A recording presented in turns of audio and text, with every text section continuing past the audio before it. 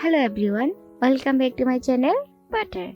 আজকে আমি আপনাদের সাথে শেয়ার করব বুটের ডাল দিয়ে মুরগির ঘিলা কলিজা রান্না। তাহলে দেরি কেন, শুরু করা যাক। শুরুতেই 2 কাপ জল গরম হতে বসিয়ে দিচ্ছি।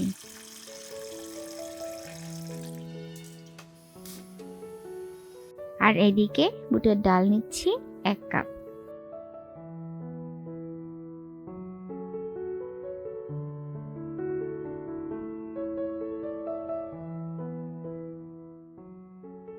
ভালো করে ধুয়ে গরম জলটাতে বুটের ডাল ভিজিয়ে রাখবো 30 মিনিটের মতো।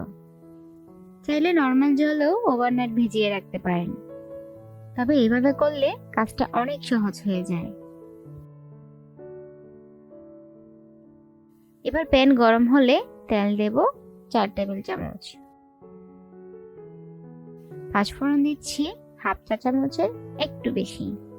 3টা তেজপাতা ছিঁড়ে দিয়ে দিলাম। 2 টুকরো দারচিনি, 5-6টা এলাচ আর একটা বড় এলাচ দিয়ে সামান্য নেড়ে নিচ্ছি।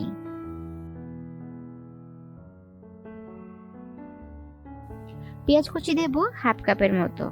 পেঁয়াজ লাল করে ভেজে নিচ্ছি। আর 5 ফোড়নটা প্রথমেই দিলাম, কারণ পরে আমি আর বাগার দেব না। এভাবে একবার করেই দেখুন, আপনার সময় বাঁচবে, কষ্টও কম হবে আর রান্নাও হবে দারুণ। এদিকে পেঁয়াজ ভাজা হতে থাক, আরেক চুলোয় ভিজিয়ে রাখা ডালগুলো জল সমেত ফুটতে দিয়ে দিই। এখানে টোটাল 2 কাপ গরম জল দিয়েছি।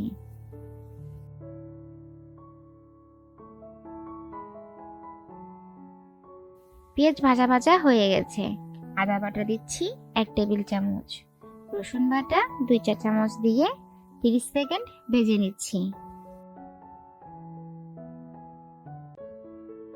জিরা 1 চা চামচ, ধনিয়া 2 চা চামচ, মরিচ গুঁড়ো দিচ্ছি 2 চা চামচ, হলুদ 1 চা চামচ, লবণ স্বাদ মতো।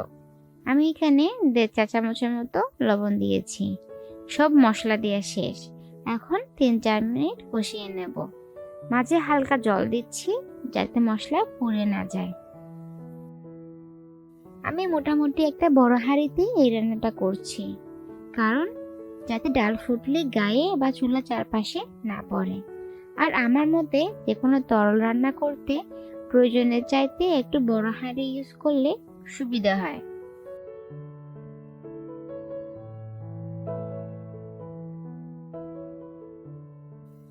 মশলা কষানো শেষ।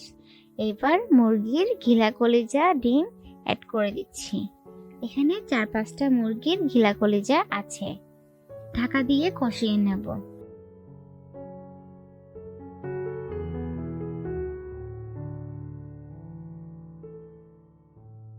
ওইদিকে ডাল 80% সেদ্ধ হয়ে এলে হাফ চা চামচ লবণ আর 1 মুঠ পেঁয়াজ দিয়ে দেব। এবার বলি লবণটা পরে কেন অ্যাড করলাম। অনেকেই হয়তো জানেন না, আবার অনেকেই হয়তো জানেন। লবণ কিন্তু ডাল সেদ্ধ হবার পর দিতে হয়। আগে লবণ দিলে ডাল আরো শক্ত হয়ে যায় আর সেদ্ধ হতে সময় বেশি লাগে। এখানে আমি একটা রেফারেন্সের স্ক্রিনশটও দিয়ে দিলাম, যদিও আমি এই টিপসটা মাস্টার শেফ থেকে শিখেছিলাম। যাই হোক, দেখুন ডাল কিন্তু সেদ্ধ হয়ে গেছে। ফুল সেদ্ধ কিন্তু করিনি, 90% সেদ্ধ করেছি। এবার ডাল জল সহ মাংসে ঢেলে দেব। আপনারাও এই টিপসটা ফলো করে দেখতে পারেন। আর ভালো লাগলে কমেন্টসে জানাতে ভুলবেন না কিন্তু। আরো 10-15 মিনিট এভাবে রান্না করব। চুলোর জাল মিডিয়ামে থাকবে।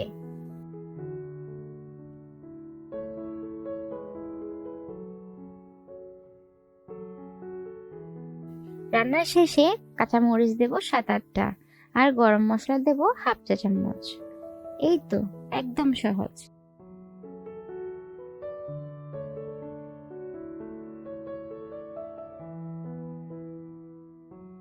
এই রেসিপি ভাত, রুটি, পরোটা সবকিছুর সাথেই খেতে দারুণ। রেসিপিটি ভালো লাগলে আমার চ্যানেলটি অবশ্যই সাবস্ক্রাইব করবেন। সবাই ভালো থাকবেন বাটারের সাথে। Thank you, bye by.